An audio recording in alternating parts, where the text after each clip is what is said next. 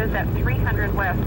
The shooting suspect is inside the McDonald's. He is contained, moving around in there. Still shots being fired. On July 18th, 1984, a mass murder took place at a McDonald's restaurant in San Diego. According to statistics on the number of deaths, this incident ranks 7th among all mass shootings in the history of the United States. 911, what's your emergency?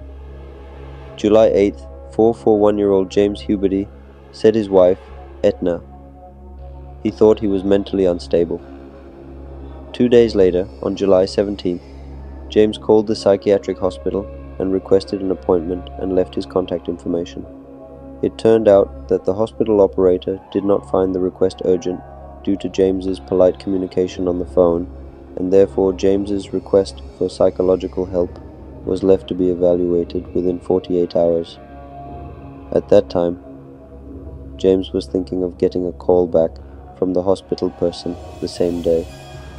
He sat by the phone for several hours, waiting for their call. But when he did not receive a call from the hospital, he suddenly left the house and set off on his motorcycle in an unknown direction. About an hour later, James returned home in high spirits and joy. After lunch, he and his wife and 2 daughters went to a nearby park on their bikes. In the evening of the same day, James watched a movie with his wife. James Wednesday, July 18th. In the morning, he took his wife and daughters to the San Diego Zoo. While walking through the zoo, he told his wife that he thought his life was over. He said, "I gave society a chance one day," referring to the psychiatric hospital's refusal to recall James the day before. After lunch at McDonald's, Herbert's family returned home. Shortly after arriving home, James approached his wife, who was lying in bed. He leaned over and said, "I want to kiss you goodbye." When Edna asked where he was going, James said, "I'm going hunting, manhunting." James walked towards the door of the house and carried some belongings wrapped in a blanket. James looked at his oldest daughter, Zelia, and said, "Goodbye, I'm not coming back." James got into his black sedan and drove down San Diego Boulevard, stopping at a Big Bear supermarket and then going to the post office. At about 15:56, James pulled into the parking lot of a McDonald's restaurant near his home on San Diego Boulevard. James had a Browning high-power pistol, an Uzi submachine gun, a Winchester 1200 shotgun, and a cloth bag filled with hundreds of rounds of ammunition for each weapon. There were 45 people in the McDonald's restaurant in line, and they only had minutes to come face to face with the ruthless monster. James entered McDonald's and fired his shotgun from 5 meters away at 16-year-old restaurant employee John Arnold. James Hubert pulled the trigger of the shotgun, but nothing happened. He started to examine his rifle, and at that time, the 22-year-old restaurant manager, Nia Kay, thought that the incident was a joke and fired it towards the ceiling at Arnold, and then pointed his Uzi submachine gun at Neva Sin and fired 1 shot at her. The bullet from the gun hit Neva Kane under the left eye, and Nia died there a few minutes later. James Hubert, immediately after killing the restaurant manager, John Arnold, a restaurant employee, shot him in the chest with a shotgun and then told everyone in the restaurant to get on the floor. He told everyone in the restaurant that they were dirty pigs who had killed thousands and would kill thousands more. The 25-year-old customer of the restaurant, Victor Rivera, tried to convince James Huberty II not to shoot again. While most of the restaurant customers tried to hide under the tables, James Hobart turned his attention to 6 young girls and children who had gathered together.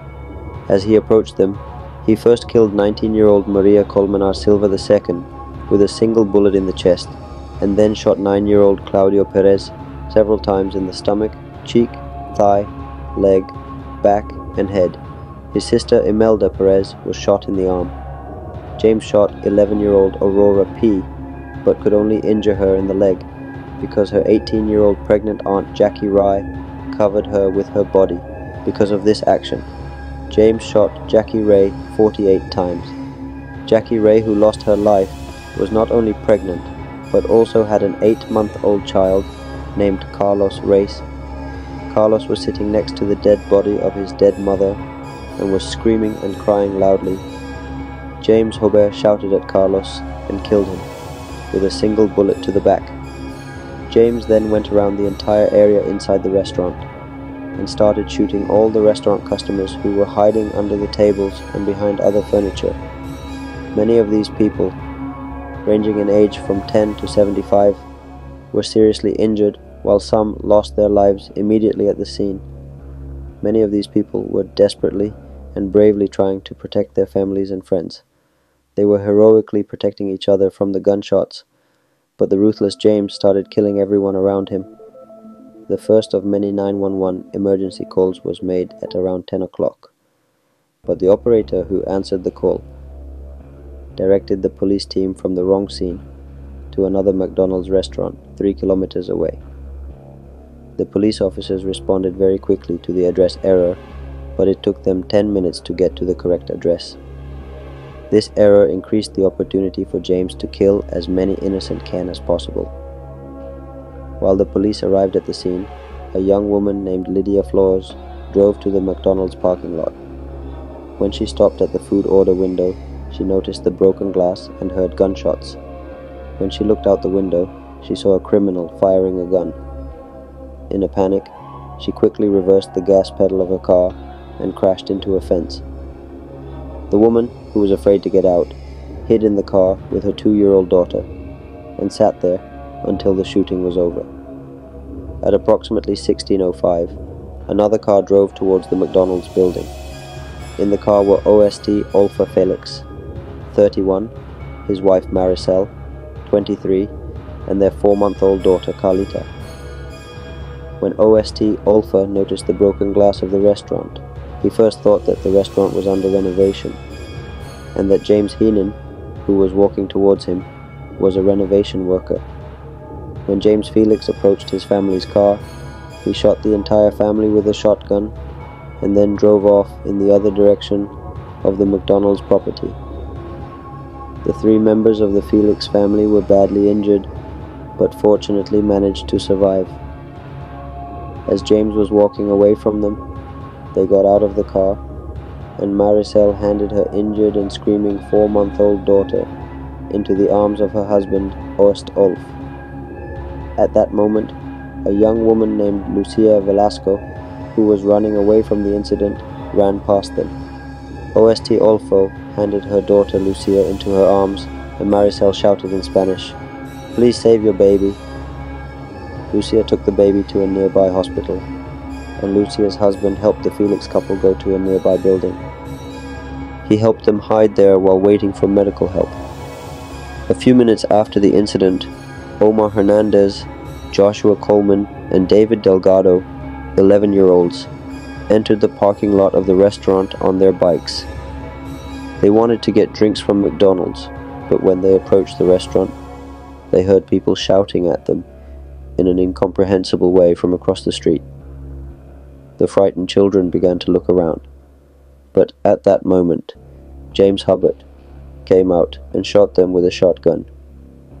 Coleman survived, but Delgado and Hernandez lost their lives immediately at the scene.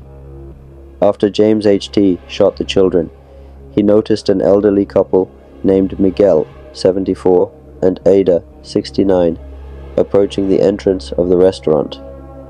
When Miguel started to open the door of the restaurant for his wife, James Haber shot him with a shotgun, killing Miguel's wife Ada in the face. Miguel was injured. Miguel picked up his dead wife and began to curse James H. While wiping the blood from her face, he wiped the blood off her face. In response to Miguel's actions, James approached him and fatally shot him in the head. James, who returned inside the restaurant, approached the service counter, and he tried to tune his portable radio to a news channel to hear the news about his crime. Finding no news, James left the music on and started dancing while continuing to shoot people around him. A few minutes later, when he entered the kitchen of the restaurant, he saw 6 waiters there. He shouted at them, "There are more here. You are trying to hide from me." After these words, he shot all the people in the kitchen with a shotgun. All of these workers were between the ages of 17 and 21. 4 of them died immediately at the scene. After James left the kitchen, 2 young girls who were seriously injured managed to escape by going to the art room and waiting for the shooting to stop. At one point, one of the first victims of the shooting, Aura R. Pena, noticed a lull in the fighting. When he opened his eyes, James saw Hoban standing nearby. Seeing that AA had regained consciousness, James cursed at him and threw a box of fries at him and shot him in the arm, neck and jaw with a shotgun.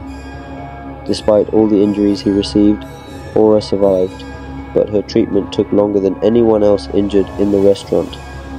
After 4:10 p.m., the police officers reached the correct address of the McDonald's restaurant. The first police officer to arrive at the scene, Officer Miguel Rosario, was Rosario.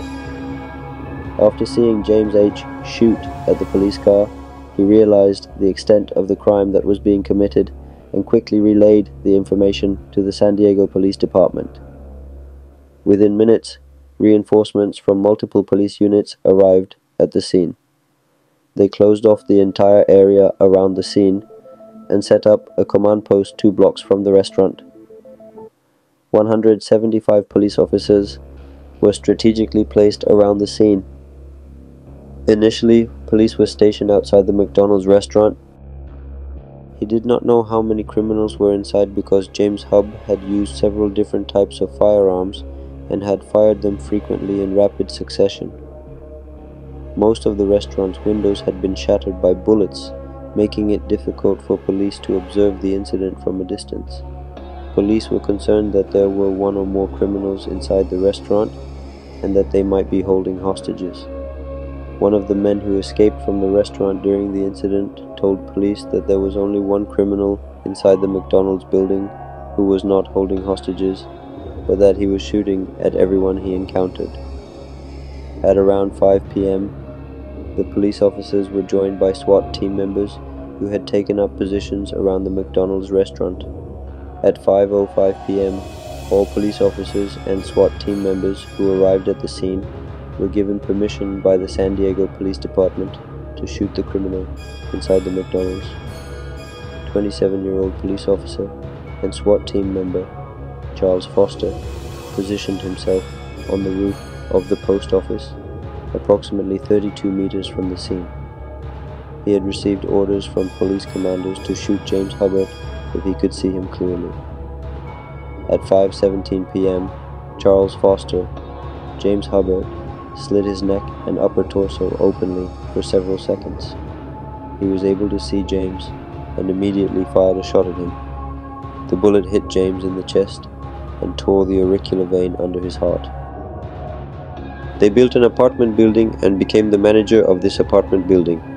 The HUBERTY couple had a daughter named Zelia in 1972 and Cassandra in 1974. James was physically abusive to his family members. He was violent towards his daughters. He sometimes put a knife to their throats and was violent towards his wife. Edna had tried to convince her husband to see a psychiatrist many times since 1976, but James refused to get psychiatric help. James's neighbors, colleagues, and acquaintances described him as an unhappy, nervous, and paranoid person. According to them, James was a pearl, and any insult directed at him would always try to respond or retaliate. But due to his nervous nature, he would accept many things as insults. James believed in a worldwide conspiracy and was always ready to fight for his survival. He believed that the Cold War would turn into an apocalypse and that the US government had even set up a conspiracy against him. He believed that the Soviet Union was a great threat to the world and that there would be an economic crisis and nuclear war because of the Soviet government. James considered himself responsible for preparing for the upcoming apocalypse, and for this reason, he had filled his house with plenty of non-perishable food and many guns. According to an acquaintance of his family, James' house was full of firearms. James could reach a gun from anywhere in his house by simply reaching out. Each of the firearms was loaded, and the safety on the gun was off. His wife Edna had tried many times to calm her husband down by various means. She had tried to influence and control James's behavior. Thus, Edna convinced him that she could read him, and James believed her. She began listening to Edna read tarot cards, and this method sometimes calmed him down. In November 1982, James closed the company. It was claimed that it was due to metal poisoning. According to Anna, James's poisoning caused him to hallucinate. An autopsy was performed on James's body. The autopsy results showed that James's body contained high levels of lead and cadmium. This supported ETA's assumption that James was poisoned by breathing in toxic metal vapors while working as a welder, but this fact did not help him win the case. In addition, the autopsy results showed that James had no alcohol or drugs in his system, meaning that he was conscious when he did all of his actions. In 1987, the court rejected the Edna case. After a while, Edna and her daughters moved to another city. Her daughters enrolled in a local school under pseudonyms. In 2003, Edna Hubbard died of breast cancer. Information about her daughters' lives is currently unknown. For more videos like this and to support me, don't forget to subscribe to my channel, like the videos and comment. See you in the next video.